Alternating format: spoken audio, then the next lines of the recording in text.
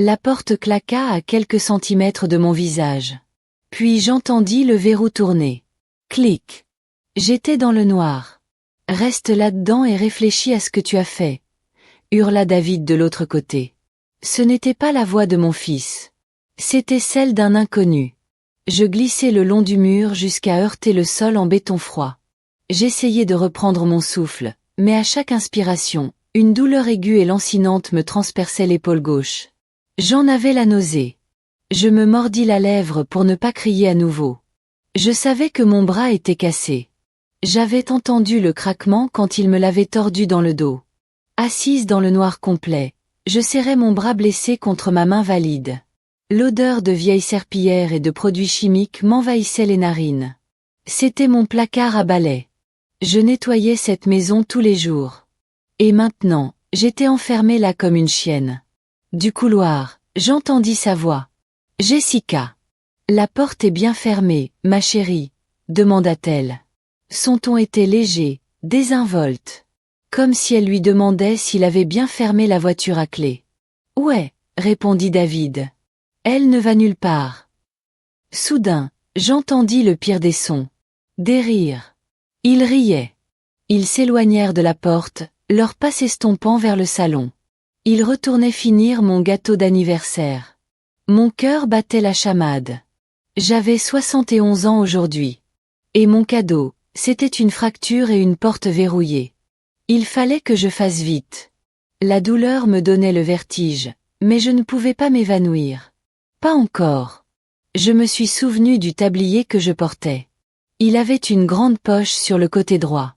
J'y gardais toujours mon téléphone quand je cuisinais pour ne pas rater d'appel. Je plongeai la main droite dans la poche. Mes doigts effleurèrent le plastique. Dieu merci. Je sortis le téléphone. L'écran illumina le petit espace, m'éblouissant. Je vérifiai le réseau.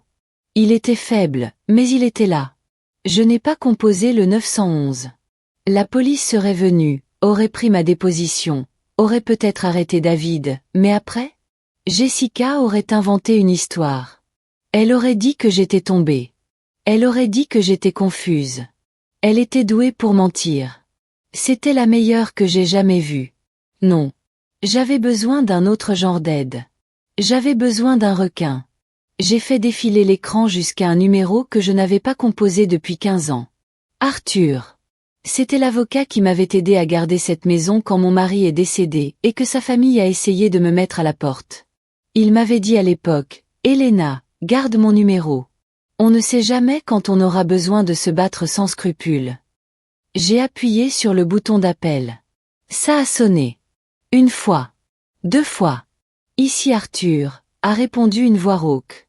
C'est Elena, ai-je dit. Ma voix tremblait. Elena Vance. Elena. Il avait l'air surpris. 10 ans ont passé. Tout va bien. Non, ai-je répondu. Mon fils m'a cassé le bras. Il m'a enfermé dans un placard. Lui et sa femme, ils me volent tout. Un silence s'installa. Vous êtes en sécurité? Je suis enfermé. Ils sont dans le salon. D'accord, dit Arthur. Sa voix baissa d'un ton. Elle devint dure. J'arrive. Redonne-moi l'adresse. Je murmurai mon adresse. Ne raccrochez pas, dit-il. Et ne faites pas de bruit. J'appelle la police, mais je serai votre avocat avant. On va leur faire la peau. Elena. Vous m'entendez? Je vous entends, dis-je. Tenez bon. J'arrive dans 20 minutes. Je baissai le téléphone, mais laissai l'écran allumé. La lumière projetait de longues ombres inquiétantes sur les étagères de produits ménagers. 20 minutes. Il me suffisait d'attendre 20 minutes. J'appuyai ma tête contre le mur. La douleur dans mon bras était maintenant une pulsation lancinante et constante. Pour ne pas y penser, je me suis forcée à me replonger dans le passé. Il fallait que je me souvienne comment j'en étais arrivée là. Il fallait que je me souvienne du moment précis où ma vie avait basculé. Ce n'était pas soudain. C'était une lente agonie. Ça avait commencé il y a 3 ans. David était célibataire depuis longtemps. Il se sentait seul. Je le savais. Alors, quand il a ramené Jessica pour le déjeuner du dimanche, J'ai eu envie de l'apprécier. Vraiment. Maman, voici Jessica, avait-il dit, la regardant comme s'il s'agissait d'un prix gagné à la fête foraine. Elle était à pas accent grave-l'œil. C'est la première chose que j'ai remarquée. Elle portait une robe qui coûtait plus cher que mes mensualités de voiture et des talons beaucoup trop hauts pour un simple déjeuner en famille. Elle avait 15 ans de moins que David, des cheveux blonds éclatants et un sourire qui semblait travailler devant un miroir. « Bonjour, Madame Vance », a-t-elle dit. Elle ne m'a pas prise dans ses bras. Elle m'a tendu une main aux longs ongles rouges pointus. Sa prise était faible, comme si elle ne voulait pas me toucher trop longtemps. Dès qu'elle entra dans la maison, son regard se mit à scruter les lieux. Elle ne regardait pas les photos de famille. Elle s'attardait sur le tapis coûteux du couloir. Elle examinait les chandeliers en argent sur la table à manger. Elle était en pleine réflexion. Pendant le déjeuner, elle posa beaucoup trop de questions. « Alors, tu vis ici toute seule ?» demanda-t-elle en picorant son rôti de bœuf. « C'est immense. 4 chambres, c'est ça ?» « Oui, répondis-je. C'est beaucoup de travail, mais c'est chez moi. »« Ça doit valoir une fortune sur le marché actuel, » dit-elle en prenant une gorgée de vin. « Et l'entretien, waouh ! David, je ne sais pas comment ta mère fait pour payer les impôts fonciers avec un revenu fixe. » David hocha la tête, l'air inquiet. « Oui, c'est un gros fardeau pour elle. » Elle semait l'idée sur le champ. Elle ne s'inquiétait pas pour moi. Elle s'inquiétait pour le bien immobilier. Ils se marièrent 6 mois plus tard. Un mariage précipité. Jessica prétendait vouloir un mariage petit et intime, mais elle avait choisi un hôtel 5 étoiles. David n'avait pas les moyens. Il est venu me voir, l'air gêné, pour me demander un prêt. Je lui ai donné 8 000 $. Je me suis dit que c'était pour son bonheur. Le jour du mariage, j'ai eu un mauvais pressentiment. Quand le prêtre a demandé si quelqu'un s'y opposait, j'ai senti un nœud se former dans mon estomac. J'ai regardé Jessica. Elle ne regardait pas David avec amour. Elle avait l'air d'un chat qui vient de trouver de la crème. Mais je suis restée silencieuse. J'ai applaudi. J'ai souri. 2 semaines après la lune de miel, ils se sont présentés à ma porte avec des cartons. « On en a parlé, maman », a dit David. « Ce serait idiot de payer un loyer alors que tu as tout cet espace. On peut t'aider. On s'occupera de la maison, et tu ne seras pas seule. » J'ai accepté. Je pensais que ce serait agréable d'avoir la famille autour de moi. J'étais naïve. Le premier mois s'est bien passé. Elles ont pris les 2 grandes chambres à l'étage. Jessica a tout chamboulé, se plaignant que mes meubles étaient poussiéreux et démodés. Elle a jeté mes vieux rideaux sans me demander mon avis. J'ai gardé le silence. Je ne voulais pas d'ennui. Puis, les vols ont commencé. Au début, c'était des broutilles. Des choses qu'on croit avoir perdues. J'avais laissé un billet de 20 $ sur le comptoir de la cuisine pour le livreur de pizza. Je suis allée aux toilettes, et quand je suis revenue, il avait disparu. « David, tu as vu les 20 $ que j'ai laissés là ?» ai-je demandé. « Non, maman », a-t-il répondu depuis le salon. « Il est peut-être tombé par terre. » Il n'était pas tombé. Il avait disparu. Une semaine plus tard, c'était mon cadre photo argenté. Celui avec la photo de mon défunt mari. Je l'ai trouvé absent de la cheminée. J'ai demandé à Jessica. Elle se vernissait les ongles sur le canapé. Je ne l'ai pas vu, Elena, a-t-elle dit sans même lever les yeux. Tu l'as sûrement mis dans une boîte quelque part. Tu oublies beaucoup de choses ces derniers temps. Je n'oublie rien, ai-je répondu. Je dépoussière la cheminée tous les matins. D'accord, bien sûr, a-t-elle dit avec un petit sourire narquois. Un fantôme l'a peut-être pris. Elle me manipulait. Elle voulait me faire croire que je perdais la tête. Et le pire? Ça a commencé à marcher. J'ai commencé à tout vérifier 2 fois. J'ai commencé à me faire des notes. Mais il y a 6 mois, elle est devenue gourmande. Je gardais une petite réserve d'argent liquide dans une enveloppe scotchée à l'intérieur de ma Bible. Il y avait 300 $. J'ai voulu y ajouter 50 $, et l'enveloppe était vide. Je suis entrée dans la cuisine. Jessica était là, en train de manger un yaourt. « Tu as pris mon argent », ai-je dit. Mes mains tremblaient. 300 $ dans ma Bible. Elle a ri. Elle a vraiment ri. Elena, pourquoi est-ce que je volerais ton argent? David gagne bien sa vie. Tu l'as sûrement dépensé et oublié. Tu as racheté de la laine? Ou peut-être que tu l'as donné à un de ces prédicateurs à la télé. Non, ai-je crié. Tu es une voleuse. David est entré. Maman, arrête de crier. Qu'est-ce qui te prend? Elle a volé mon argent de secours, David. 300 $. David m'a regardé, puis a regardé Jessica. Les yeux de Jessica se sont écarquillés et larmoyants. Elle avait l'air d'une victime. David, je ne sais pas de quoi elle parle, a gémi Jessica. Elle m'accuse de choses depuis une semaine. Je crois qu'elle est confuse. Peut-être qu'elle a la démence? David s'est tourné vers moi. Son visage était dur. Maman, il faut que ça cesse. Jessica est ma femme. Elle ne vole pas. Tu perds des choses et tu l'accuses parce que tu ne l'aimes pas. Je ne perds rien, ai-je insisté. Ça suffit, a crié David. Si tu l'accuses encore une fois, on aura un sérieux problème. Tu deviens invivable. J'ai couru dans ma chambre et j'ai pleuré. Mon fils avait disparu. Il était complètement sous son emprise.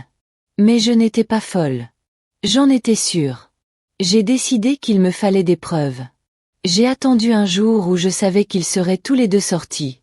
Jessica avait rendez-vous chez le coiffeur et David était au travail. Dès que j'ai entendu sa voiture démarrer, je suis montée à l'étage. Mon cœur battait la chamade. Je me sentais comme une criminelle chez moi. Je suis entrée dans leur chambre. Ça sentait son parfum bon marché. J'ai commencé à fouiller. J'ai vérifié les tiroirs. Rien. J'ai regardé sous le lit. Rien. Puis je suis allée au placard. Elle avait tellement de vêtements. Des sacs et des sacs de vêtements neufs, encore étiquetés. Où avait-elle trouvé l'argent pour tout ça? David ne gagnait pas autant. Au fond du placard, caché sous une pile de pulls, j'ai trouvé une boîte à chaussures. Je l'ai ouverte. J'ai eu le souffle coupé. Tout était là. Mon cadre photo en argent. Mon argent disparu. Mais il y avait plus. Mon alliance en or, je ne m'étais même pas rendu compte qu'elle avait disparu. Les boucles d'oreilles en rubis de ma grand-mère. Et une pile de papiers. J'ai pris les papiers. C'étaient des demandes de carte de crédit. À mon nom. Mais l'adresse n'était pas celle de cette maison. C'était une boîte postale dont j'ignorais l'existence. J'ai eu froid partout. Elle ne se contentait pas de voler de l'argent. Elle usurpait mon identité. Elle était en train de me détruire. J'ai sorti mon téléphone, celui-là même que je tenais maintenant dans le placard sombre, et j'ai pris des photos. J'ai photographié les bijoux dans la boîte. J'ai photographié les cartes de crédit. J'ai photographié l'argent. J'ai tout remis à sa place, exactement comme je l'avais trouvé. Je suis descendue et j'ai attendu. Quand David est rentré ce soir-là, j'étais assise dans le salon. J'étais calme. J'avais les preuves. Il allait devoir me croire. David, il faut qu'on parle, ai-je dit. Il avait l'air agacé. Maman, je suis fatiguée. Ça peut attendre. Non, ai-je répondu. Regarde ça. Je lui ai tendu mon téléphone. Je lui ai montré la photo des bijoux cachés dans le placard de Jessica. Ce sont mes affaires, David. Cachées dans son placard. Et regarde ces cartes de crédit. Elles sont à mon nom, mais je ne les ai jamais demandées. David fixait son téléphone. Un instant, j'ai aperçu du doute dans ses yeux. Il semblait perdu. Où as-tu trouvé ça? Demanda-t-il. Je suis entré dans ta chambre aujourd'hui. J'ai trouvé une boîte. Tu es entré dans notre chambre. Sa voix monta d'un ton. Tu as fouillé dans nos affaires. David, regarde les preuves. Elles nous volent. À ce moment précis, la porte d'entrée s'ouvrit. Jessica entra. Elle nous vit là. Elle vit le téléphone dans ma main. Elle ne paniqua pas. Elle ne s'enfuit pas. Elle s'approcha de David. Qu'est-ce qui se passe? Ma mère a fouillé notre placard, dit David, le visage rouge.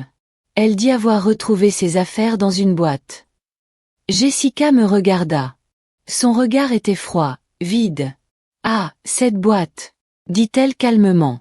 David, j'ai trouvé ces choses éparpillées partout dans la maison la semaine dernière.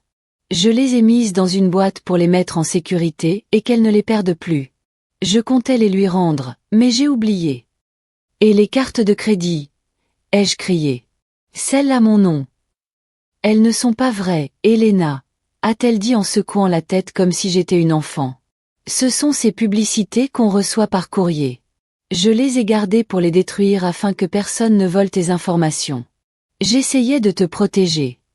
C'était un mensonge. Un mensonge ridicule et flagrant. Mais David soupira. Il laissa tomber ses épaules. Tu vois, maman? Il y a une explication simple. Elle t'aidait. Elle ment, ai-je hurlé. C'est une arnaqueuse. Donne-moi le téléphone, a dit David. Il me l'a arraché des mains. Il a tapoté l'écran plusieurs fois. Voilà. Supprimé. Arrête de prendre des photos de nos affaires. Arrête de fouiller dans notre chambre. Si tu continues à envahir notre vie privée, je vais mettre un verrou à la porte. Il me rendit le téléphone. Les photos avaient disparu. Je restais là, abasourdi. J'avais perdu. J'avais la vérité entre les mains, et elle l'avait réduite à néant. C'était il y a 2 semaines. Après ça, j'ai coupé les ponts. Je restais enfermé dans ma chambre. Je mangeais seul. J'attendais mon anniversaire, espérant, peut-être, que les choses s'amélioreraient. Mais aujourd'hui, c'était la fin. Assise dans le placard sombre, le bras palpitant comme un cœur, j'entendis une portière de voiture claquer dehors. Des pas lourds sur l'allée. Les 20 minutes étaient écoulées. Arthur, murmurai-je dans la pièce vide. Va les chercher. Les coups frappés à la porte d'entrée firent trembler le plancher. Ce n'était pas une visite polie. C'était un martèlement lourd et rythmé, comme un bélier. Ouvrez la porte. Maintenant. La voix d'Arthur résonna dans toute la maison. Ce n'était pas celle d'un vieil homme. C'était celle d'un orage. J'entendis des bruits de pas précipités dans le couloir. Les pas de David étaient lourds et frénétiques. Les talons de Jessica claquaient rapidement sur le parquet. « Qui est-ce » siffla Jessica. « Tu as invité quelqu'un » ? « Non, » murmura David, la voix tremblante de panique. « Je ne sais pas qui c'est. » Les coups reprirent. « Ici Arthur Sterling. Je représente Elena Vance. Ouvrez cette porte dans 10 secondes, sinon les policiers derrière moi l'enfonceront. » Silence. Un silence absolu régnait dans la maison. Puis, le bruit du verrou qui se rétractait. J'ai collé mon oreille contre la porte du placard. Il fallait que j'entende ça. « Monsieur Sterling. » La voix de David tremblait. On ne s'attendait pas. Où est-elle? Arthur l'interrompit. Il ne dit pas bonjour. Il ne serra pas la main. Elle se repose, intervint Jessica d'une voix douce, essayant d'être charmante. Elle a eu une petite crise. On a pensé qu'il valait mieux la laisser se calmer dans sa chambre. Menteur, cracha Arthur. Je lui ai parlé au téléphone il y a 5 minutes. Elle a dit que vous l'aviez enfermée dans un placard. C'est ridicule, rit Jessica, mais son rire était nerveux. Elle est perdue. Elle se comporte très bizarrement ces derniers temps. Sénile, en fait.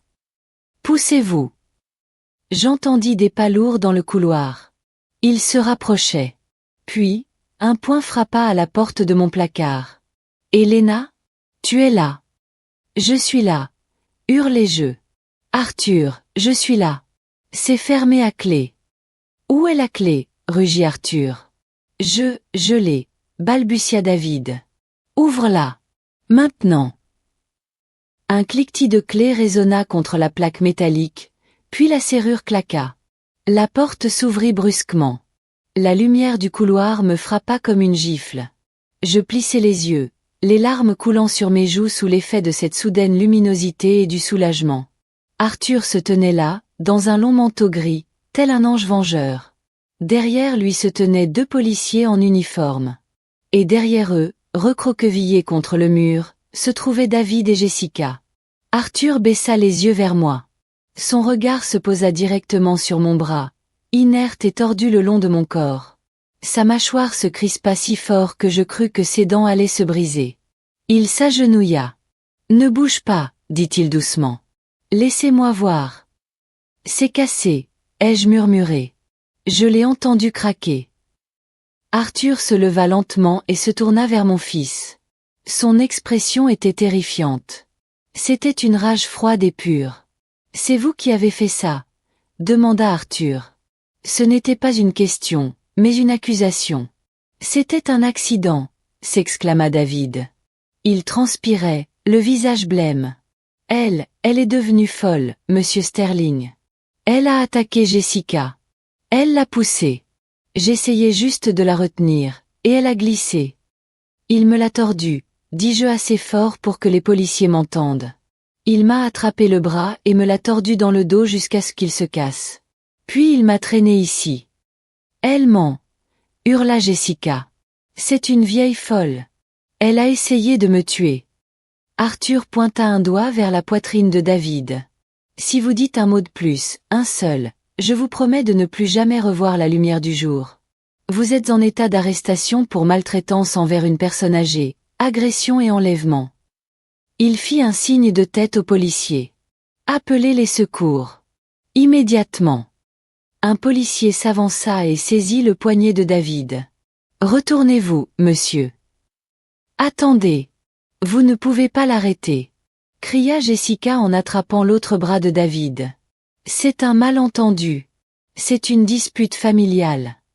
Madame, reculez, dit fermement le policier. Je les ai vus menotter mon fils. Il me regarda, les yeux écarquillés de stupeur. Maman. Maman, dis-leur.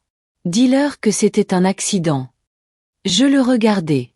J'avais le cœur brisé, mais c'était mon bras qui me faisait le plus mal. Je ne peux plus mentir pour toi, David. Ils l'emmenèrent dehors.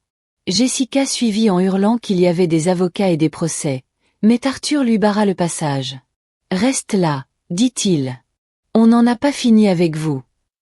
Les ambulanciers se sont précipités à l'intérieur. Ils étaient doux, mais le fait de me mettre le bras en écharpe a été la pire douleur que j'ai jamais ressentie. Des points blancs dansaient devant mes yeux. Ils m'ont installé sur une civière. Alors qu'ils me sortaient de la maison, j'ai aperçu ma voisine, Suzanne, sur le perron. Elle avait les mains sur la bouche et pleurait. « Je viens avec vous », a-t-elle crié. « Laissez-la venir », a dit Arthur aux ambulanciers. Elle a été témoin. Elle a tout entendu. Dans l'ambulance, les analgésiques ont enfin commencé à faire effet. La douleur aiguë s'est transformée en une sourde sensation de lourdeur. Suzanne tenait ma main valide. Arthur était assis sur le banc en face de moi, tapant frénétiquement sur son téléphone. « Et maintenant ?» ai-je demandé, la voix un peu pâteuse. « Maintenant, on va à l'hôpital », a dit Arthur. « Tu te fais soigner. Et moi, je retourne au travail. J'ai déjà un juge en ligne pour une ordonnance restrictive. Ils ne remettront plus les pieds dans cette maison. » À l'hôpital, c'était un tourbillon de lumière vive et d'infirmières. On m'a emmené faire une radio. Le médecin, un jeune homme aux yeux fatigués, m'a montré l'écran. L'os de mon bras était cassé net en deux. Fracture en spirale, a-t-il dit. Ça arrive généralement quand un membre est tordu violemment. Il faut opérer. Il faut poser une plaque et des vis. J'ai signé les papiers de ma main droite tremblante. Avant qu'on m'emmène au bloc opératoire, Arthur s'est penché au-dessus du lit. « Elena, concentre-toi, dit-il. Raconte-moi exactement ce qui s'est passé juste avant le placard. Il me faut l'élément déclencheur. Pourquoi t'a-t-il agressé aujourd'hui?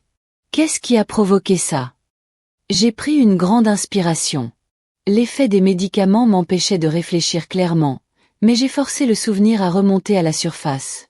C'était le portefeuille, dis-je. On mangeait du gâteau. J'ai vu le sac de Jessica par terre. Il était ouvert. J'ai vu mon portefeuille dedans. Ton portefeuille? Oui.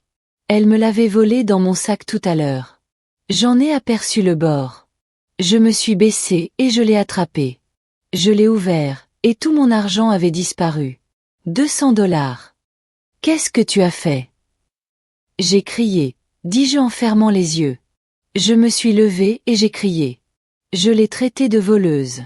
J'ai dit à David de regarder. Je lui ai dit de fouiller ses poches. Il l'a fait. Non, ai-je murmuré. Une larme a coulé sur ma joue. Il l'a défendu. Il a dit que je me faisais des idées. Jessica s'est mise à pleurer, disant que je la harcelais. Elle s'est levée et s'est plantée devant moi. Elle souriait. Arthur.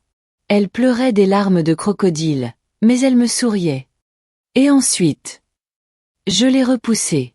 Je ne l'ai pas frappée. Je voulais juste qu'elle s'éloigne de moi. Je lui ai donné un petit coup d'épaule. Ce n'était pas fort. À peine une tape. Mais elle s'est jetée en arrière. Elle a renversé une chaise. Elle est tombée par terre et s'est mise à hurler comme si je l'avais poignardée. La technique de la chute, a marmonné Arthur. Classique. David a pété les plombs, ai-je poursuivi. Il n'a pas vu la pousser. Il l'a juste vue par terre. Il s'est jeté sur moi. Ses yeux, ils étaient noirs, Arthur. Il m'a attrapé. J'ai essayé de me dégager. Je lui ai dit qu'il me faisait mal. Il a répondu, tu dois apprendre le respect. Et puis il a tordu le bras. Arthur m'a tapoté l'épaule doucement. D'accord. Ça suffit. C'est tout ce qu'il me fallait. Cela prouve qu'il était l'agresseur. Tu as repoussé en légitime défense, ou à peine. Sa réaction était d'une violence disproportionnée. C'est mon fils, ai-je sangloté. Mon bébé. Il a cessé d'être ton fils quand il t'a cassé les os, Elena. Maintenant, c'est un accusé. On m'a emmené au bloc opératoire. La dernière chose que j'ai vue, c'est le visage sombre d'Arthur. Dormez, a-t-il dit. Je m'occupe du reste. Quand je me suis réveillée, c'était le matin. Mon bras était lourd, enveloppé dans un plâtre épais et attaché à mon corps. Je me sentais vaseux, assoiffé et courbaturé de partout. Arthur était assis sur la chaise à côté de mon lit. Il avait l'air de ne pas avoir dormi. Il portait les mêmes vêtements, mais sa cravate était dénouée. Il tenait une tasse de café et regardait un dossier posé sur ses genoux. « Tu es réveillé, dit-il. »« De l'eau, murmurai-je d'une voix rauque. Il me tendit un verre à paille.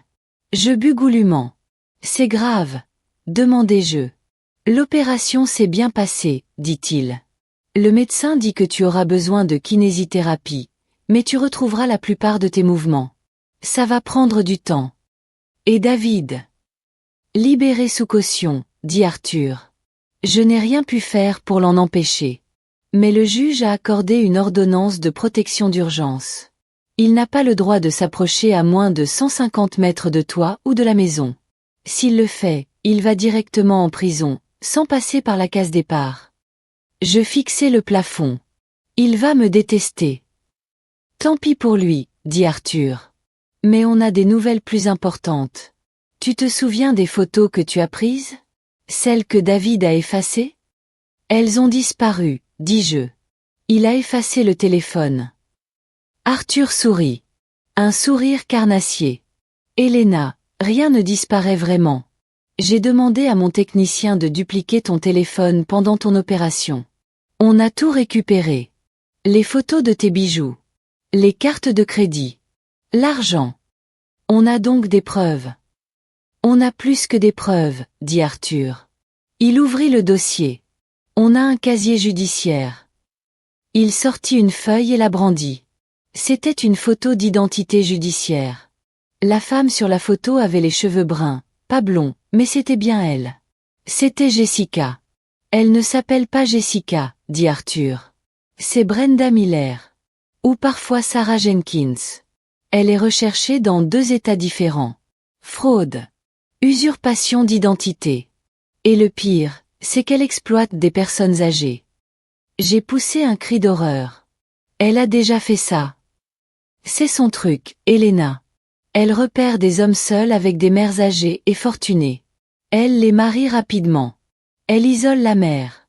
Elle vole tout ce qu'elle peut, bijoux, argent, titres de propriété, et puis elle disparaît. Elle s'en prenait à toi. J'ai eu la nausée. David, est-ce qu'il est au courant? Je ne crois pas, a dit Arthur. Je pense que c'est juste un imbécile. Un imbécile seul et naïf qui s'est fait avoir. Mais ça n'excuse pas ce qu'il t'a fait. Qu'est-ce qu'on fait maintenant?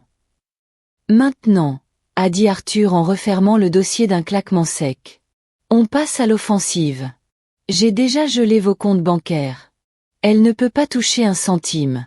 J'ai fait inscrire une hypothèque sur la maison pour l'empêcher de falsifier l'acte de vente.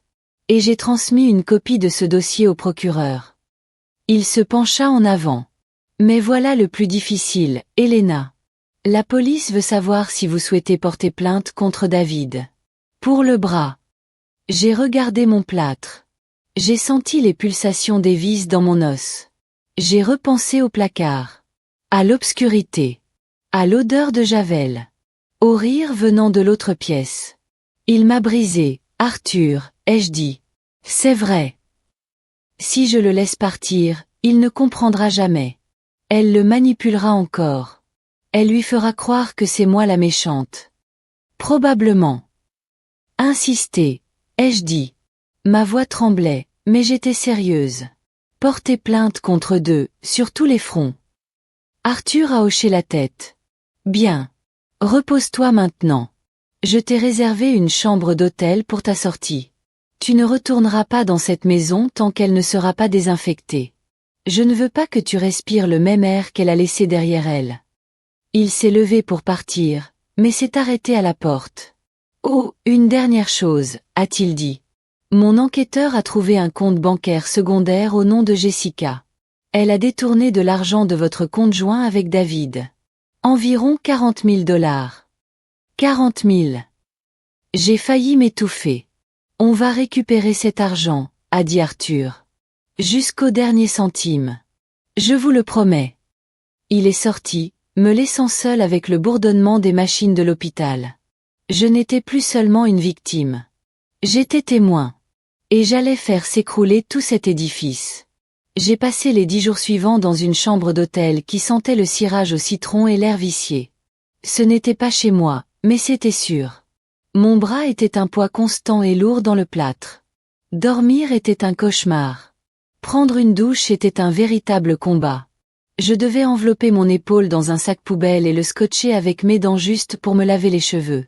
Chaque fois que je me regardais dans le miroir, je voyais les cernes sous mes yeux et le teint grisâtre de ma peau. J'avais l'air d'un fantôme.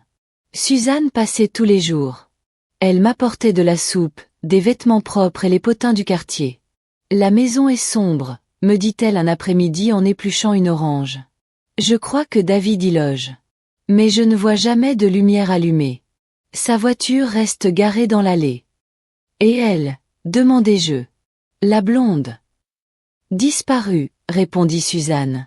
Je ne l'ai pas vue depuis que la police a emmené David. Sa voiture a disparu. Arthur était moins spéculatif. C'était une machine. Il venait à l'hôtel un soir sur deux avec une mallette pleine de papiers.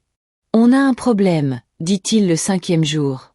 Jessica ou Brenda, ou peu importe comment elle se fait appeler, a disparu. Elle a filé dès que David a été libéré sous caution. Mon détective privé a retrouvé sa carte de crédit dans une station-service à plus de 300 km d'ici. Mais ensuite, plus rien. Elle est en fuite, dis-je. C'est une pro, Elena. Elle sait quand une affaire est compromise. Elle limite ses pertes et passe à la cible suivante. Et mon argent? On s'en occupe. Les 40 000 qu'elle a détournés sont sur un compte offshore. C'est compliqué, mais on bloque tout ce qu'on peut trouver. Elle ne peut pas y accéder facilement. Et David? Arthur soupira. Il retira ses lunettes et se frotta l'arête du nez. Il appelle mon bureau. Tous les jours. Il veut te parler. Je ne peux pas, dis-je en détournant le regard. Pas encore. Il a été formellement inculpé, Elena. Coups et blessures volontaires ayant entraîné des lésions corporelles graves. Le procureur ne rigole pas. David est en danger. Il a peur. Il a raison d'avoir peur, dis-je. Il m'a cassé le bras, Arthur. Il ne m'a pas juste poussé. Il me l'a brisé. 2 semaines passèrent. L'enflure à mon épaule avait diminué, mais la douleur lancinante dans l'os s'intensifiait la nuit. Assise sur cette chaise d'hôtel, je fixais le mur, repassant sans cesse le craquement de ma jambe en boucle. Soudain, mon téléphone sonna. C'était David. Je fixai l'écran. Mon pouce hésita au-dessus du bouton rouge. Je devrais le laisser sur sa messagerie. Je devrais le laisser pourrir en paix. Mais c'était mon fils. Malgré tout ce qui s'était passé, cet instinct ne s'était pas éteint. Je répondis. Sans dire bonjour. Maman. Sa voix était brisée. Cassée, rauque, comme s'il avait avalé du verre. Je ne dis rien. Je respirais simplement dans le combiné. Maman, s'il te plaît, ne raccroche pas. Je sais que tu me détestes. Tu as toutes les raisons de me détester. J'ai juste besoin de 5 minutes. S'il te plaît. Pourquoi? Demandai-je. Ma voix était froide et posée. Pourquoi maintenant, David? Tu ne m'as pas écouté quand je t'ai supplié dans la cuisine. Tu ne m'as pas écouté quand j'ai crié dans le placard. Je sais, sanglota-t-il. Il pleurait vraiment. J'étais aveugle. J'étais tellement bête. Elle est partie, maman. Elle m'a quitté. J'ai entendu. Elle m'a dépouillé. Elle a pris l'ordinateur portable, la télé, mes économies. Elle a même pris la cafetière. Je n'ai plus rien. Je suis assis dans une maison vide. Cette maison n'est pas vide, dis-je sèchement. Elle est pleine de mes affaires. Est-ce qu'elle est partie pour de bon? Oui. Elle a laissé un mot. Maman, tu dois voir ce mot. Tu dois voir ce qu'elle a écrit. Je peux venir? Juste 10 minutes. Je te promets que je ne resterai pas. J'ai hésité. Arthur m'avait dit de ne pas le rencontrer sans avocat. Mais je devais le regarder dans les yeux. Je devais savoir si mon fils était encore là, quelque part, ou s'il était parti pour toujours. Viens à l'hôtel, dis-je. Viens seul. Si je vois sa voiture, si je vois quelqu'un d'autre, j'appelle la police. Je suis seul, dit-il. J'arrive dans 20 minutes. Quand j'ouvris la porte de la chambre d'hôtel, je le reconnus à peine. David avait perdu 10 kilos. Ses vêtements flottaient autour de lui. Il ne s'était pas rasé depuis une semaine, et ses yeux étaient injectés de sang et cernés. Il avait l'air d'un homme qui avait traversé une zone de guerre. Il se tenait dans le couloir, fixant mon plâtre. Il tressaillit comme si je l'avais frappé. « Maman. »« Entre, » dis-je en reculant. « Laisse la porte ouverte. » Il entra et se planta au milieu de la pièce, se tordant les mains. Il ne s'assit pas. Il semblait trop agité pour rester assis. « Je suis désolé, » murmura-t-il. Je sais que ce mot ne sert à rien en ce moment. Mais je le suis. Je suis vraiment désolé. Tu m'as cassé le bras, David. Je sais. Tu m'as enfermé dans un placard le jour de mon anniversaire. Je sais, parvint-il à articuler difficilement. Des larmes se mirent à couler sur son visage et à se mêler à sa barbe. J'étais fou. Je ne sais pas ce qui m'est arrivé. C'était comme si je n'étais plus moi-même.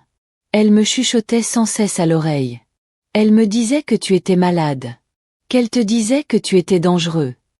Et tu l'as cru plutôt que moi, dis-je. Plutôt que la femme qui t'a essuyé le nez et qui a payé tes études. J'étais désespéré, dit-il. Je voulais que ça marche. Je voulais la famille qu'elle m'avait promise. J'avais tellement peur de me retrouver seul que je l'ai laissé faire de moi un monstre. Il porta la main à la poche de sa veste. Je tressaillis et reculai d'un pas. Il l'a vu et s'est arrêté net, figé. La douleur sur son visage était insoutenable. Il a compris que j'avais peur de lui. Je prends juste le mot, dit-il doucement. Je ne te ferai plus jamais de mal. Il sortit une feuille de papier froissé et me la tendit. Je la pris de ma main valide. L'écriture était élégante et cursive, le genre d'écriture qu'on voit sur les faire-part de mariage. On pouvait y lire. David. Merci pour le trajet. Tu as été facile. Un peu ennuyeux, mais facile. Ne cherche pas l'argent, il a disparu. Et dis à ta mère que c'est une vieille sorcière têtue. Elle a ruiné mes plans. J'aurais pu récupérer l'acte de propriété si elle n'avait pas pété les plombs. Bonne chance en prison. Tu le mérites, pour être un si petit homme faible. Je l'ai lu 2 fois. La cruauté était sidérante. Elle ne t'a jamais aimé, ai-je dit. Jamais, dit David. J'étais une cible. Juste un chèque. Il sortit une autre liasse de papier de sa poche. Je les ai trouvés dans la poubelle du garage. Elle a essayé de les brûler, mais elle n'a pas fini. Je regardais les documents. C'étaient des impressions d'un site web immobilier. Des estimations pour ma maison. Et en dessous, un brouillon d'acte de renonciation. Il y avait mon nom dessus, et une signature qui ressemblait presque trait pour trait à la mienne. Elle s'entraînait, dit David. Elle s'entraînait à falsifier ta signature.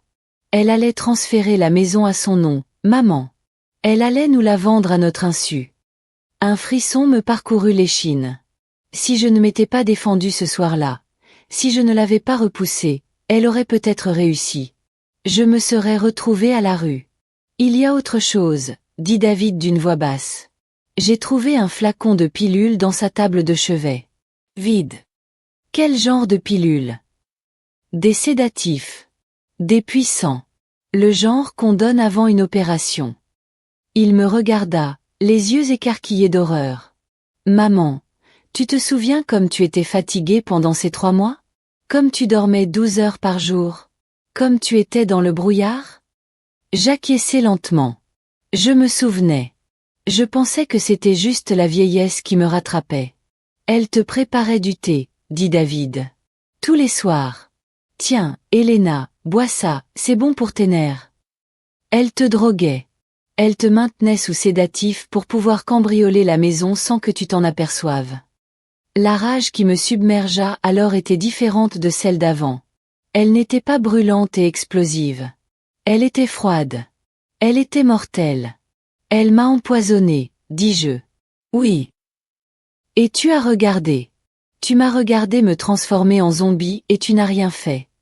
Je ne savais pas, s'écria David. Maman, je te jure, je ne savais rien pour les pilules. Je pensais que tu vieillissais, c'est tout. Elle m'a dit que c'était la démence. Tu aurais dû le savoir, ai-je crié. Tu es mon fils. Tu aurais dû mieux me connaître. Il s'est effondré à genoux, là, sur la moquette de l'autel. Il s'est pris la tête entre les mains et a sangloté. C'était un sanglot guttural et horrible. J'ai tout gâché, a-t-il sangloté. J'ai perdu ma femme. J'ai perdu mon argent.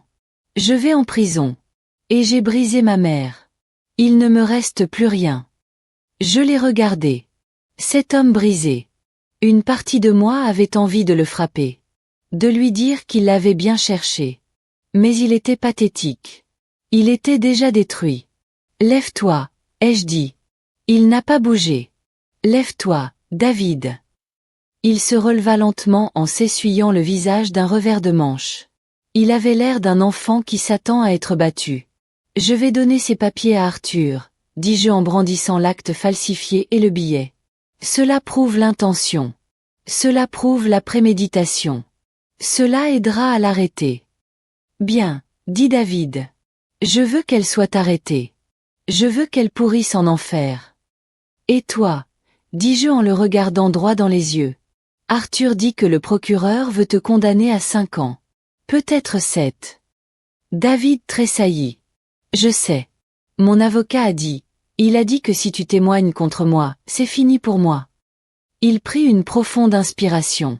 Et tu devrais. Tu devrais témoigner. Je le mérite. Si tu veux m'envoyer en prison, maman, je ne me battrai pas. Je plaiderai coupable. J'accepterai ma peine. Je le fixai. Il était sérieux. Il ne demandait pas grâce. Il acceptait son sort. Je n'ai pas encore décidé de ce que je vais faire, dis-je. Je suis toujours en colère. À chaque fois que mon bras me fait mal, je veux te voir en prison. Je comprends. Mais, dis-je, le fait que tu m'apportes cette preuve, ça compte. Ça montre que tu n'es pas complètement perdu.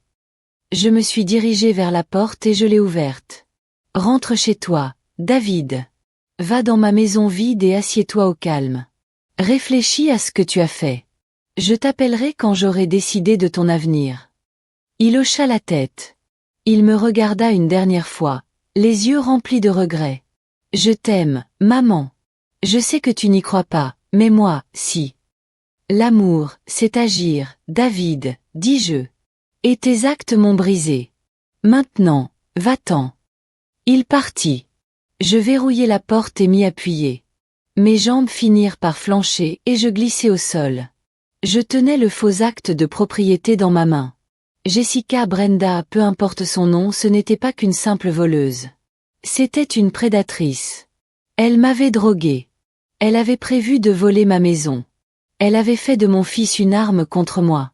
Je n'allais pas me contenter de porter plainte. J'allais la traquer. J'ai attrapé mon téléphone et j'ai appelé Arthur. On a de nouvelles preuves, ai-je dit dès qu'il a décroché. David est passé. Il a trouvé un acte de propriété falsifié. Et des flacons de sédatifs vides. Elle m'empoisonnait, Arthur. Arthur a sifflé doucement. Ça change tout. On passe de la simple fraude à la tentative de mise en danger de la vie d'autrui. On peut faire intervenir les fédéraux maintenant. Si elle a franchi la frontière de l'État, le FBI la recherchera. Faites-les venir, ai-je dit. Arrêtez-les tous. Peu importe le prix. On le fera, a répondu Arthur. Mais Elena, et David? Le procureur insiste pour avoir une déclaration. On l'enterre ou on lui trouve un arrangement? J'ai baissé les yeux sur mon plâtre. J'ai pensé à David à genoux, en larmes. J'ai pensé à l'homme qui me faisait des cartes pour la fête des mères avec des macaronis.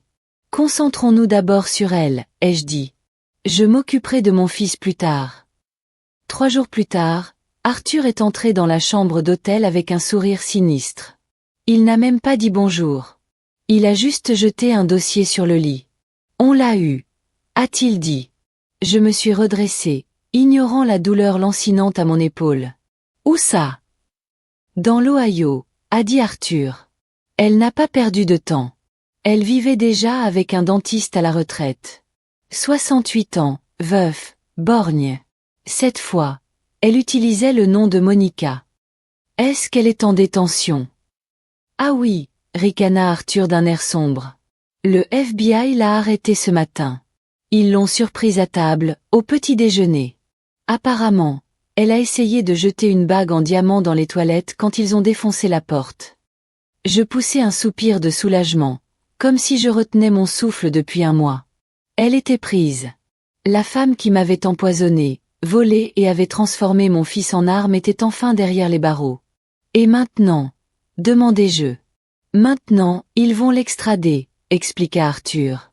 Avec les preuves que David nous a fournies, l'acte falsifié, les flacons de sédatifs, le mot elle est fichue. On l'accuse de fraude postale, fraude électronique, usurpation d'identité, maltraitance envers une personne âgée et tentative de vol qualifié. Elle va en prison pour un bon moment. Elena. Et mon argent? Les autorités fédérales ont gelé ses avoirs. On a retrouvé le compte offshore. Il y avait environ 35 000 $ dessus. Elle en a dépensé une partie, mais on va récupérer le gros. Ça va prendre des mois de paperasse, mais c'est à toi. J'ai hoché la tête. C'était une bonne nouvelle. Une excellente nouvelle. Mais je n'avais pas envie de fêter ça.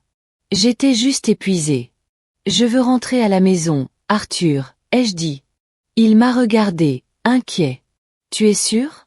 On n'a pas encore fait venir l'équipe de nettoyage. Je m'en fiche, ai-je répondu. J'en ai marre de cet hôtel. J'en ai marre de sentir le cirage au citron. Je veux retrouver ma maison. Je veux dormir dans mon propre lit. Arthur m'a ramené chez moi cet après-midi-là. Suzanne nous attendait au bord du trottoir. En sortant de la voiture, j'ai regardé la maison. Elle était comme toujours, mur de briques, boiserie blanche, rosier à tailler. Mais l'atmosphère était différente. Elle semblait souillée. Arthur ouvrit la porte d'entrée. Je vais d'abord jeter un coup d'œil, dit-il. Pour être sûr que la voie est libre. Il entra. 1 minute plus tard, il me fit signe d'avancer. Je suis entré dans le salon. Le silence était total. L'air était lourd et étouffant. Des boîtes de plats à emporter vides jonchaient la table basse. David avait dû y manger seul. Une couverture était jetée par terre. On aurait dit un appartement de célibataire, en désordre et triste. Mais ce qui m'a le plus marqué, c'était l'odeur. Son parfum, cette odeur de vanille, douceâtre et écœurante, persistait dans les rideaux, dans les tapis. J'en avais la nausée. Je veux que tout disparaisse, ai-je dit à Suzanne. On va nettoyer, a répondu Suzanne en me prenant la main valide. On va tout frotter. Non, ai-je rétorqué en secouant la tête. Je ne parle pas de la saleté. Je parle d'elle. Je veux que tout ce qu'elle a touché disparaisse. Chaque meuble qu'elle a acheté. Chaque serviette qu'elle a utilisée. Chaque assiette dans laquelle elle a mangé. Je veux que tout ça sorte de chez moi. Les 2 jours suivants furent un véritable tourbillon. Incapable de porter quoi que ce soit avec mon plâtre, je restais assise sur une chaise à coordonner les opérations. Arthur avait engagé une entreprise de déménagement. Je les ai regardés emporter le canapé moderne que Jessica avait choisi. Jetez-le, ai-je ordonné. Ils ont sorti les rideaux qu'elle avait installés. À la poubelle, ai-je dit. Ils ont sorti des cartons de ses vêtements que David avait laissés. Brûlez-les, je m'en fiche, ai-je dit. Qu'ils dégagent de chez moi, point barre. C'était du gaspillage. Je le savais. J'aurais pu les donner à une association. Mais je ne supportais pas l'idée que quelqu'un d'autre porte ces vêtements. Ils étaient comme maudits. Je voulais purifier la maison de son influence néfaste. Arrivé au placard à balai, ma prison, je me suis figé. La porte était ouverte. À l'intérieur, j'ai aperçu le seau que j'avais renversé dans ma panique. Suzanne m'a vu le fixer. Tu veux qu'on le bouche? Qu'on le repeigne? J'ai regardé l'espace sombre. Non, ai-je répondu. Nettoie-le. Mets des étagères. Mets une lumière. Je vais en faire un garde-manger. Je n'aurai plus peur d'un placard chez moi. À la fin de la semaine, la maison était vide, mais aussi de meubles. J'ai dormi sur mon vieux matelas, que nous avions redescendu du grenier. Les murs étaient nus. Mais pour la première fois en 3 ans, l'air était pur. Je pouvais respirer. L'audience de Jessica, dont le vrai nom était Leona Barnes, selon le FBI, avait lieu 1 mois plus tard. Arthur est venu me chercher en voiture. Tu n'es pas obligé de faire ça, m'a-t-il dit. Je peux gérer la comparution. Tu peux rester à la maison. Non, ai-je répondu en ajustant mon écharpe de portage. Je dois la voir. Je dois la voir. La salle d'audience était froide et sentait la cire. Je me suis assise au premier rang, à côté d'Arthur. Suzanne était assise à mes côtés, me serrant la main si fort que mes doigts s'engourdirent. Puis, on l'amena. Elle ne portait plus ses vêtements de marque. Elle était vêtue d'une combinaison orange, de taille trop grande. Ses racines étaient visibles, châtain foncé contrastant avec la teinture blonde bon marché. Elle paraissait plus petite, plus vieille. Sans maquillage ni talons, elle avait l'air ordinaire. Elle parcourut la pièce du regard, l'air ennuyé. Puis, ses yeux se posèrent sur moi. Je m'attendais à ce qu'elle détourne le regard. Je m'attendais à ce qu'elle ait honte. Mais elle ne détourna pas les yeux. Elle me fixa droit dans les yeux, et ses lèvres se retroussèrent en un rictus. C'était un regard de haine pure. Elle ne regrettait pas de m'avoir fait du mal. Elle regrettait que j'aie survécu pour faire échouer son plan. Le juge lut les chefs d'accusation. Il fallut 5 minutes rien que pour énumérer les chefs d'accusation. « Comment plaidez-vous » demanda le juge. « Non coupable » répondit-elle. Sa voix était rauque, provocante. Arthur se pencha vers moi. « Ne t'inquiète pas. Ce n'est qu'une formalité. Son avocat sait qu'elle est fichue.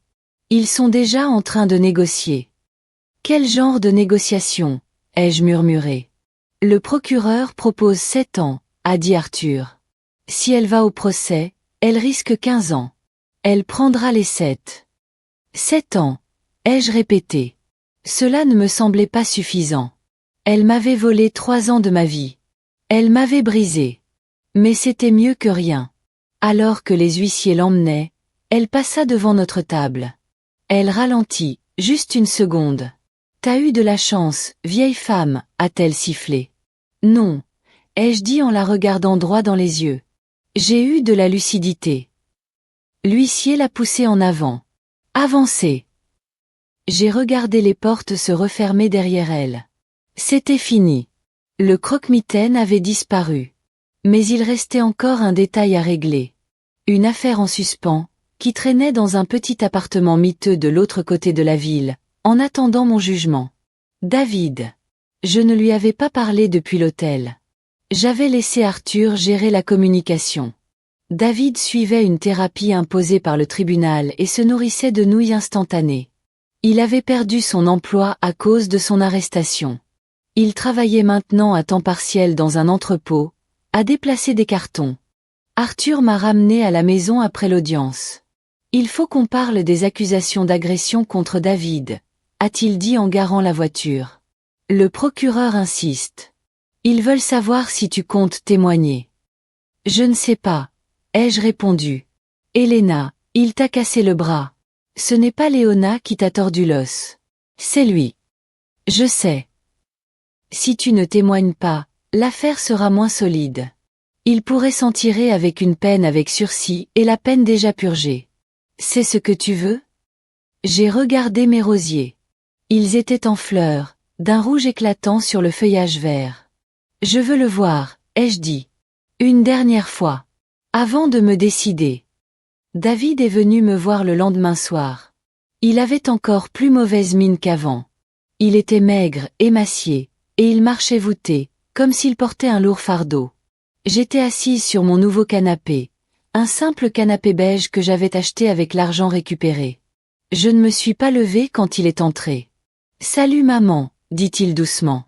Il resta près de la porte, hésitant à entrer davantage. « Assieds-toi », dis-je en désignant le fauteuil en face de moi. Il s'assit sur le bord du coussin. Il observa la pièce, remarquant les objets manquants, les murs nus. « Ça a l'air différent », dit-il. « C'est propre », dis-je. Un long silence s'installa entre nous. Le tic-tac de l'horloge grand-père dans le couloir résonna bruyamment. « J'ai entendu parler de Léona », dit-il. « 7 ans. »« Oui. »« Tant mieux, » dit-il. « J'espère qu'elle pourrira en enfer. »« Elle y pourrira, » dis-je. « Mais nous ne sommes pas là pour parler d'elle. Nous sommes là pour parler de toi. » David tressaillit. Il baissa les yeux sur ses mains. Elles étaient rugueuses, marquées par son travail d'entrepôt. « Je sais, » dit-il. « Arthur me l'a dit. Tu dois décider de ton témoignage. »« Pourquoi as-tu fait ça, David ?» demandai-je. C'était la question qui me hantait la nuit. Je sais qu'elle a menti. Je sais qu'elle t'a manipulé. Mais à ce moment-là, quand tu m'as attrapé, pourquoi? Me détestais-tu à ce point? David leva les yeux. Ses yeux étaient humides. Non. Je ne t'ai jamais détesté. J'étais paniqué. J'avais l'impression que tout s'écroulait. Elle m'avait convaincu que si je ne te contrôlais pas, elle partirait. Et j'avais tellement peur d'être seule. Alors tu m'as sacrifié pour la garder, dis-je. Oui, murmura-t-il. C'est vrai. Et je m'en veux terriblement chaque jour. Quand j'ai entendu ton bras se briser, ça me hante, maman. Je l'entends même quand j'essaie de dormir. Il plongea la main dans sa poche et en sortit une enveloppe. Il la posa sur la table basse. « Qu'est-ce que c'est ?» demandai-je. « C'est un chèque, » répondit-il. « Ce n'est pas grand-chose. 500 $. C'est mon premier salaire à l'entrepôt. Je n'ai pas besoin de ton argent, David. Je sais, dit-il. Mais je veux te rembourser. Pour l'argent qu'elle a volé. Pour les frais médicaux. Je t'enverrai un chèque tous les mois. Même si ça me prend 20 ans. Même si je suis en prison. J'ai regardé l'enveloppe. Puis je l'ai regardée. Ce n'était plus l'homme arrogant qui m'avait enfermé dans le placard. Il était brisé. Il était humilié. Tu crois que l'argent peut réparer un bras cassé? Ai-je demandé. Non, dit-il. Rien ne peut le réparer. Mais je dois essayer. Je dois faire quelque chose. Il s'est levé. Je ne te demanderai pas pardon, maman. Je ne le mérite pas. Si tu témoignes, je plaiderai coupable. Je t'épargnerai un procès. J'irai en prison et je purgerai ma peine. Il se tourna vers la porte. Je voulais juste t'apporter le chèque. Prends soin de toi. Il posa la main sur la poignée. David, dis-je. Il s'arrêta. Il ne se retourna pas. Ses épaules tremblaient. Attends. Je regardais mon plâtre. Je regardais la maison vide. Je pensais aux 7 ans que Léona allait purger. Je pensais aux années de solitude qui m'attendaient. Est-ce que je voulais que justice soit faite? Oui. Mais est-ce que la justice signifiait détruire la seule famille qui me restait? Retourne-toi, dis-je. Il se retourna. Des larmes coulaient sur ses joues. Je ne témoignerai pas, dis-je. Ses genoux fléchirent. Il s'agrippa au chambranle pour se retenir. Maman, pourquoi? Après ce que j'ai fait? Parce que tu es déjà en prison, David, dis-je. Je le vois sur ton visage. Tu porteras ce fardeau toute ta vie. C'est une punition bien pire que tout ce que l'État pourrait infliger. Il sanglota, un sanglot rauque et bruyant. Merci. Mon Dieu, merci. Ne me remercie pas encore, dis-je sèchement. Je ne témoigne pas, mais je n'oublie pas. Tu es sous ma surveillance. Tu ne viens pas ici sans y être invité. Tu ne m'appelles que si c'est important. Tu continues ta thérapie. Tu continues à travailler. Je le ferai, promit-il. Je ferai tout ce que je veux. Et l'argent, dis-je en désignant le chèque. Continue de me l'envoyer. Non pas parce que j'en ai besoin, mais parce que tu dois le payer. C'est ta pénitence. Je le ferai, dit-il. Je le jure. Va-t'en maintenant, dis-je. Je suis fatigué. Il partit. J'entendis sa vieille voiture démarrer dans l'allée et s'éloigner. Assise dans le silence de mon salon, je me sentais plus légère. Je ne lui avais pas pardonné, pas vraiment. La colère était toujours là, vive et acérée. Mais j'avais choisi la clémence. J'avais choisi de mettre fin au cycle de destruction initié par Léona. Elle avait tenté de réduire ma vie en cendres. Elle avait échoué. J'étais toujours là. Ma maison était toujours debout. Et je la reconstruisais, brique après brique. On m'a retiré le plâtre un mardi pluvieux. Je pensais que ce serait un soulagement. Je pensais me sentir légère à nouveau. Mais lorsque le médecin a découpé la fibre de verre avec sa scie circulaire, mon bras avait une apparence étrangère. Il était pâle, atrophié et couvert de peau morte. Une longue cicatrice irrégulière courait le long de mon biceps, là où ils avaient placé les vis. Ça va être raide, m'a prévenu le médecin. Le muscle s'est atrophié. Vous devez le faire travailler, Elena. Si vous le ménagez, il ne fonctionnera plus jamais correctement. Il avait raison. La première fois que j'ai essayé de soulever une tasse de café, ma main tremblait tellement que j'ai renversé du liquide brûlant sur le comptoir. Je suis restée assise là, à pleurer. Non pas à cause de la brûlure, mais parce que je me sentais faible. J'avais l'impression que Léona m'avait marqué à jamais, me rappelant ma bêtise et la traînant toute ma vie. Mais je n'ai pas laissé la faiblesse l'emporter. J'allais en kinésithérapie 3 fois par semaine. Je serrais des balles en caoutchouc jusqu'à avoir des crampes à la main. Je soulevais des haltères d'un demi-kilo jusqu'à transpirer. Ça faisait mal. Chaque jour, ça faisait mal. Mais à chaque millimètre de mobilité retrouvée, j'avais l'impression de l'effacer. David a tenu parole. Il n'est pas venu à la maison. Il n'a pas appelé. Mais le 1er du mois, un chèque de $500 est arrivé dans ma boîte aux lettres. Il y avait un post-it dessus. Pour les frais médicaux. Je suis désolé. Je l'ai encaissé. J'ai mis l'argent sur un compte d'épargne que j'avais appelé « le Fonds de la Liberté ».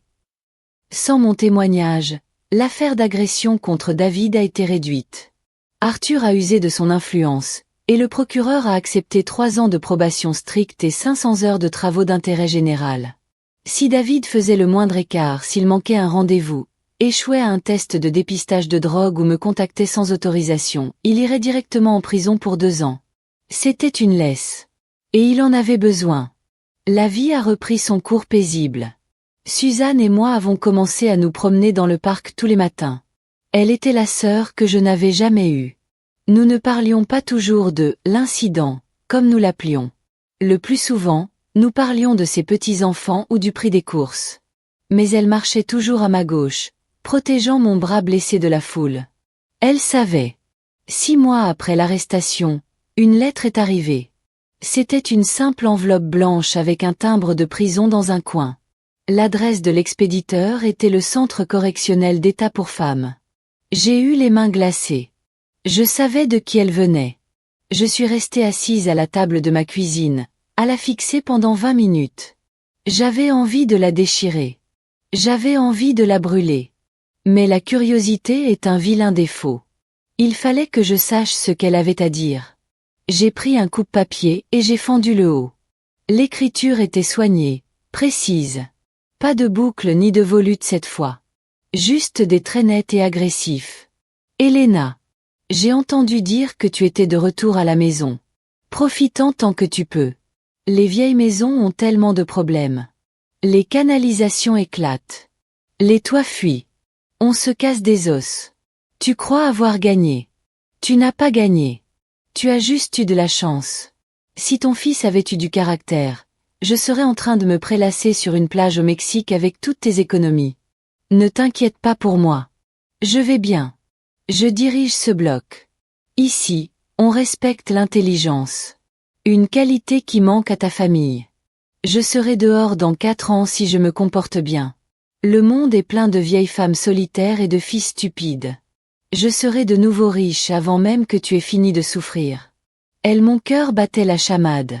C'était une menace. Une provocation. Elle me disait que je ne représentais rien pour elle, juste une transaction ratée. Je me suis levée et je suis allée vers la cuisinière. J'ai allumé le gaz. La flamme bleue a vacillé.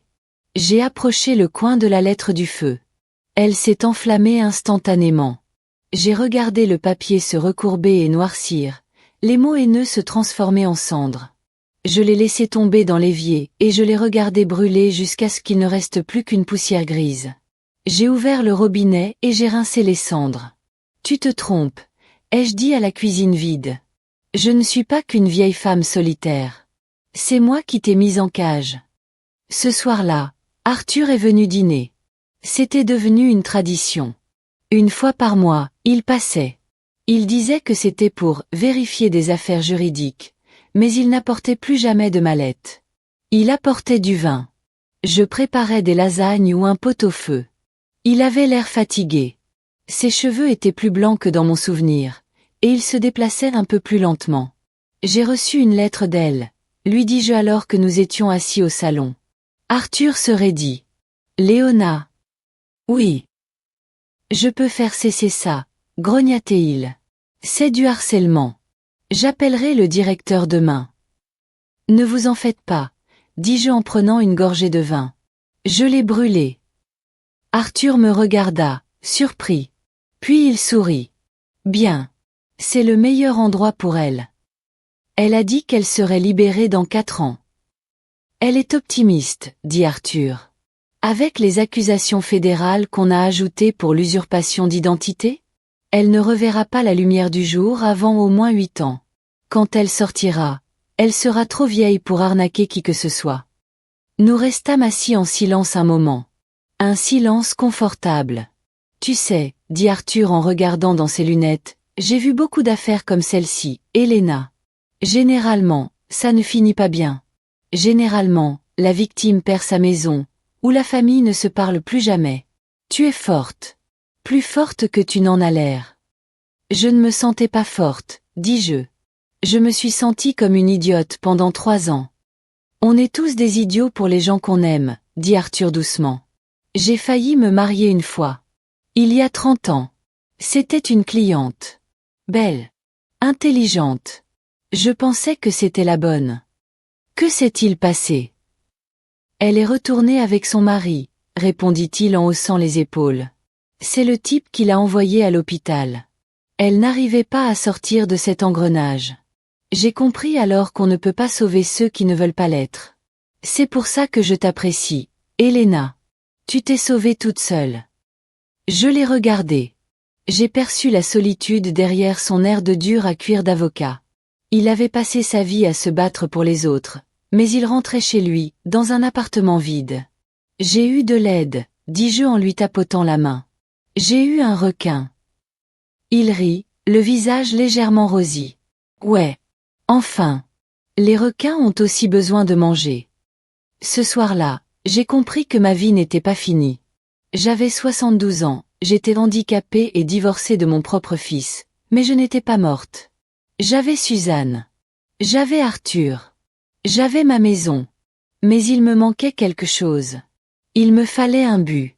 J'ai commencé à fréquenter la bibliothèque municipale. Je me suis inscrite à un club de lecture, surtout pour sortir de chez moi. Il était rempli de femmes de mon âge. Nous lisions des romans d'amour et des thrillers, buvions du mauvais café et nous plaignions du temps. Un après-midi pluvieux, nous discutions d'un roman policier où une femme empoisonne son mari. C'est tellement irréaliste, dit Irène, une institutrice à la retraite. Personne ne rate les signes comme ça. Il faudrait être aveugle. L'assemblée acquiesça. Je sentis une bouffée de chaleur m'envahir la poitrine. Ce n'est pas une question d'aveuglement, dis-je. Ma voix était plus forte que je ne l'aurais voulu. Tous les regards se tournèrent vers moi. C'est une question de confiance, poursuivis-je, les mains crispées sur le bord de la table. Quand on aime quelqu'un, on déforme la réalité. On voit ce qu'on veut voir. Et les prédateurs le savent. Ils utilisent notre amour contre nous. Ce n'est pas de la stupidité. C'est une arme. Le silence se fit dans la pièce. Irène me regarda, les yeux écarquillés. Après la réunion, Irène m'attendait près de la porte. Nerveuse, elle tripotait la bandoulière de son sac à main. « Elena ?» demanda-t-elle. « Ce que tu as dit, à propos des prédateurs. »« Oui. »« Ma fille » murmura-t-elle en regardant autour d'elle pour s'assurer que personne n'écoutait. « Elle fréquente un homme. Il a emménagé il y a un mois. Depuis, je ne sais pas. Il manque de l'argent dans mon sac quand je viens la voir. Elle ne répond plus à mes appels. C'est lui qui répond. Il dit qu'elle dort. » Un frisson me parcourut l'échine. C'était toujours le même scénario. Exactement le même. « Est-ce qu'il l'isole ?» demandai-je. « Est-ce qu'il lui dit que tu t'immisces dans sa vie ?» Irène hocha la tête, les larmes aux yeux. Il lui a dit que j'étais jaloux. Il lui a dit que je voulais qu'elle reste seule pour toujours. Je pris la main d'Irène. Sa poigne était faible, apeurée. « Allons prendre un café, » dis-je. « J'ai une histoire à te raconter. Et ensuite, on va arranger ça. » Cet après-midi marqua le début. J'ai tout raconté à Irène. Je lui ai parlé du placard. Je lui ai parlé du bras cassé. Je lui ai parlé d'Arthur. Irène a pleuré. Elle était terrifiée. Mais le temps de finir notre deuxième café, elle avait déjà un plan. Je lui ai donné la carte d'Arthur. Je lui ai dit précisément quel document rechercher. Je lui ai dit de vérifier son dossier de crédit immédiatement. 2 semaines plus tard, Irène m'a appelé. « Il est parti », a-t-elle dit, la voix essoufflée. « On a trouvé sa cachette. On a appelé la police. Il était recherché en Floride. Elena, tu nous as sauvés. »« Non », ai-je répondu. « Vous vous êtes sauvés vous-même. Je vous ai juste donné la lampe torche. » La nouvelle s'est répandue. Dans les petites villes, on parle beaucoup. Soudain, je n'étais plus seulement la femme au bras cassé. J'étais celle qui savait se défendre. Le centre communautaire local m'a demandé de prendre la parole lors d'une réunion de soutien pour les victimes de maltraitance envers les personnes âgées. J'étais terrifiée. Parler en public n'était pas mon fort. Mais quand je suis entrée dans cette salle et que j'ai vu 12 pères d'yeux fatigués et effrayés fixés sur moi, j'ai su que je devais le faire. Je me suis placée devant le pupitre. Je n'avais pas de notes. Je leur ai simplement dit la vérité. « Je m'appelle Elena », ai-je dit. Mon fils m'a cassé le bras parce que je refusais de laisser sa femme me voler. J'ai passé mon 71e anniversaire enfermé dans un placard. Je les ai vus tressaillir. Mais j'ai continué. Je pensais que c'était de ma faute. Je pensais l'avoir mal élevé. Je pensais être folle. Mais j'ai appris quelque chose dans ce placard. J'ai appris que la dignité n'est pas quelque chose qu'on vous donne. C'est quelque chose que l'on reconquiert. J'ai parlé pendant 20 minutes. Quand j'ai eu fini, il y a eu un silence. Puis, un par un, ils ont commencé à applaudir. Après la réunion, une assistante sociale nommée Sarah est venue me voir. Elle était jeune, surmenée, les cheveux en chignon décoiffés et un bloc-notes à la main. « Madame Vance, dit-elle, c'était poignant. Vous avez su les toucher comme je n'aurais jamais pu. Je comprends, dis-je. Vous, non. Nous avons une affaire, dit Sarah à voix basse. C'est grave. Une femme nommée Rebecca. Elle a 69 ans. Son fils et sa belle-fille vivent avec elle. Elle est arrivée hier avec des ecchymoses au poignet. Elle prétend être tombée. Nous savons que c'est faux. Pourquoi me racontez-vous ça? Elle refuse de nous parler, dit Sarah. Elle a peur. Elle pense que si elle porte plainte, elle se retrouvera à la rue. Elle pense que personne ne la croira.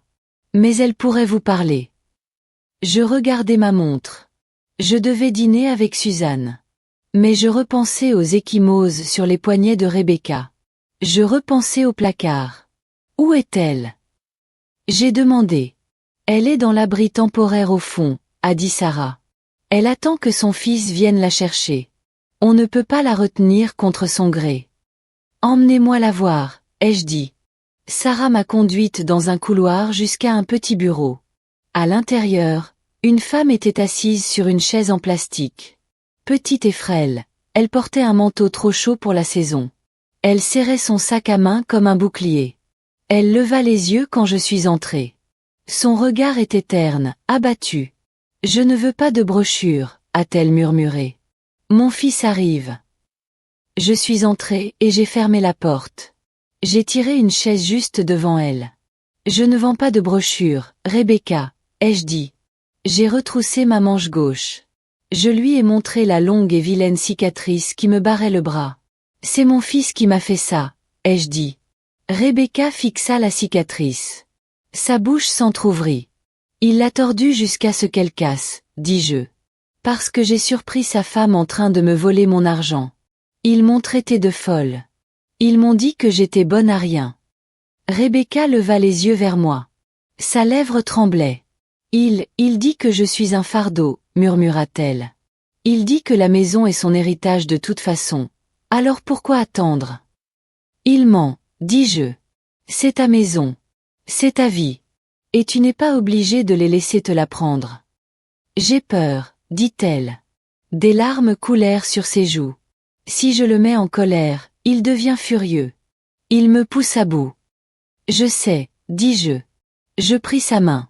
Elle était froide et osseuse. J'avais peur aussi. J'étais terrifiée. Mais je suis là pour te dire que tu es plus forte que tu ne le crois. Et tu as une armée derrière toi maintenant. Une armée. Moi, dis-je. Et un avocat du nom d'Arthur qui dévore les types comme ton fils au petit déjeuner. Rebecca esquissa un sourire timide et humide. Au petit déjeuner. Avec les os et tout, ai-je promis. À ce moment précis, nous avons entendu des cris venant de la réception. Une voix d'homme. Furieuse. Arrogante. Où est ma mère? Je sais qu'elle est là. Vous ne pouvez pas la retenir. Rebecca se recula sur sa chaise. Il est là. Il va être furieux. Je me suis levée. Mon bras me faisait mal, mais c'était une bonne douleur. Une douleur qui me rappelait quelque chose. Reste ici, lui ai-je dit. Je suis allée à la porte et l'ai ouverte. Je suis sortie dans le couloir. Un homme d'une quarantaine d'années hurlait sur Sarah. Il était grand, le visage rouge, et portait un costume trop serré. Il ressemblait trait pour trait à David quand Léona le provoquait. « Excusez-moi » ai-je dit d'une voix forte. L'homme s'est retourné. « Qui êtes-vous » ? « Je suis Helena » dis-je en m'avançant vers lui. Je ne baissai pas les yeux. Je ne broncha pas. « Et vous ne l'emmenez nulle part » L'homme me dévisagea. Il vit une vieille femme aux cheveux gris et aux chaussures confortables. Il laissa échapper un rire bref et désagréable, comme un aboiement. « Vous n'êtes personne, dit-il. Écartez-vous.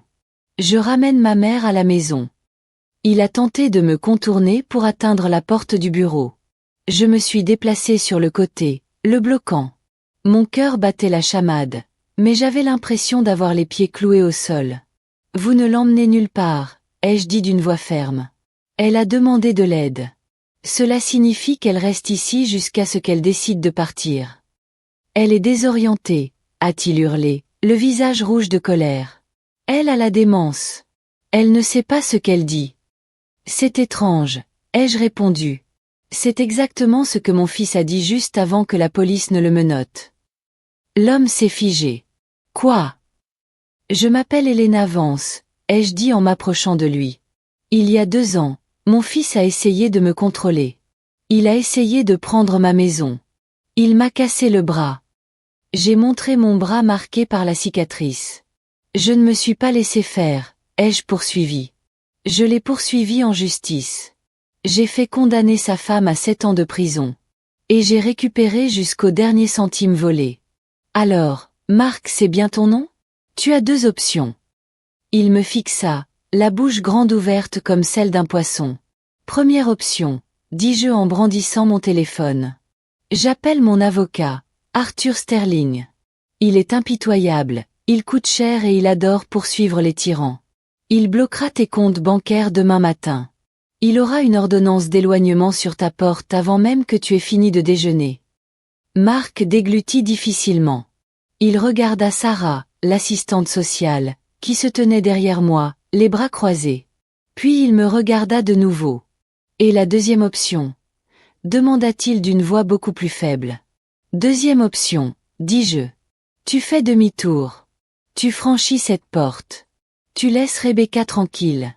Si elle veut te voir, elle t'appellera. Si tu te présentes chez elle sans y être invité, on appelle la police. Il fixa la porte close du bureau où sa mère se cachait. Il regarda le téléphone dans ma main. Il fit le calcul. Très bien, cracha-t-il. Elle veut faire son têtu? Qu'elle le fasse. On verra combien de temps elle tiendra sans moi. Il se retourna brusquement et sortit en trombe du centre, claquant la porte vitrée si fort que les cadres tremblèrent. Je poussai un long soupir. Sarah posa une main sur mon épaule. C'était incroyable, murmura-t-elle. Non, dis-je, mes mains commençant enfin à trembler. C'était terrifiant. Mais il le fallait. Nous retournâmes dans le bureau. Rebecca était assise exactement là où je l'avais laissée, tremblante. Il est parti, lui dis-je. Il est parti. Rebecca leva les yeux, les larmes ruisselant sur ses joues. Il est vraiment parti. Pour l'instant, dis-je. Maintenant, on se met au travail. On va vous trouver un avocat. On va changer vos serrures. On va faire en sorte qu'il ne vous fasse plus jamais peur. C'était il y a 2 ans. Aujourd'hui, j'ai 73 ans. Le soleil me brûle le dos tandis que je suis agenouillée dans mon jardin. La terre est fraîche et riche entre mes doigts. Je plante des hortensias. C'étaient les fleurs préférées de ma mère. J'ai un peu mal au bras. C'est toujours le cas quand la pluie arrive. Le médecin dit que c'est de l'arthrite qui s'installe dans ma vieille fracture. J'appelle ça mon signal d'alarme. Ça me rappelle que je suis encore là, que je ressens encore des choses. Suzanne est assise sur la terrasse, elle boit un thé glacé. Elle lit un magazine, ses lunettes posées sur le bout de son nez. Tu vas attraper un coup de soleil, Elena, s'écrie-t-elle. J'ai un chapeau, je lui réponds en criant. Un chapeau de paille trouée, ce n'est pas un chapeau, rétorque-t-elle. C'est une passoire. Je ris. Ça fait du bien de rire. Pendant longtemps, je n'ai pas cru que je trouverais à nouveau quelque chose de drôle. Rebecca va bien. On se parle toutes les semaines. Elle n'a pas porté plainte contre son fils, ce qui m'a d'abord frustrée. Mais elle l'a mis à la porte. Elle a obtenu une ordonnance restrictive. Elle s'est inscrite à un club de bridge. Elle a récupéré sa maison. Elle est plus en sécurité maintenant, et ça doit suffire. Quant à mes propres combats, le calme est enfin revenu. Léona ou Monica, ou peu importe comment elle s'appelle dans sa tête, est toujours en prison. Arthur me dit qu'elle a tenté d'obtenir une libération conditionnelle le mois dernier. Elle prétendait s'être convertie. Elle prétendait être une femme nouvelle. La commission des libérations conditionnelles n'y a pas cru. Ils avaient les lettres qu'elle m'avait envoyées. Ils avaient le dossier qu'Arthur leur avait transmis. Refusé. Il lui reste au moins 3 ans à passer en cellule à méditer sur les femmes qu'elle a sous-estimées. Arthur vient me voir le dimanche maintenant. Il a pris sa retraite l'année dernière. Il dit qu'il en avait assez de se battre, mais je crois qu'il voulait simplement passer plus de temps à pêcher. Il m'aide pour les travaux les plus pénibles au jardin. On ne parle pas d'amour. On n'en a pas besoin.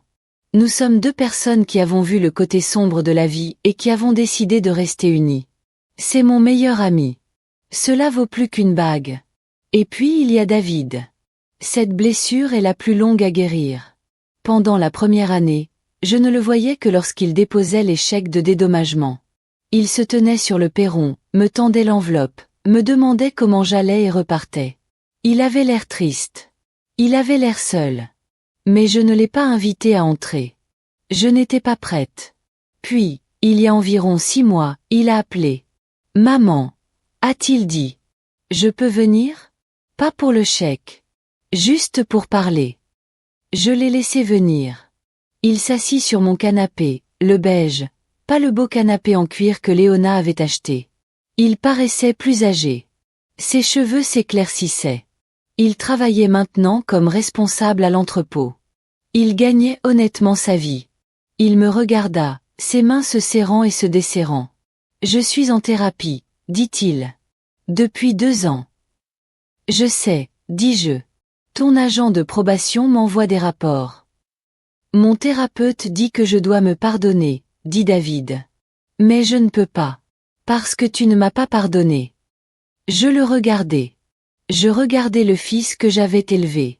Je revis le petit garçon qui m'apportait des galets polis qu'il trouvait dans l'allée. Et je revis l'homme qui m'avait tordu le bras jusqu'à ce qu'il se casse. C'était la même personne. Je devais l'accepter. Que signifie le pardon pour toi, David ? Demandai-je. Cela signifie que nous redevenons comme avant. On ne pourra jamais revenir en arrière, dis-je doucement. C'est fini. Tu as brisé ma confiance. La confiance, c'est comme un miroir. On peut le recoller, mais les fissures resteront visibles. Il baissa la tête. Des larmes coulèrent sur son jean. Mais, poursuivis-je, on peut construire quelque chose de nouveau. Quelque chose de différent. Comment ? Je te pardonne, dis-je. Il leva les yeux, stupéfait. Vraiment ? Oui. Je te pardonne. Non pas parce que ce que tu as fait était acceptable. Ce n'était pas acceptable. C'était terrible. Mais je te pardonne parce que je suis lasse de porter ce fardeau.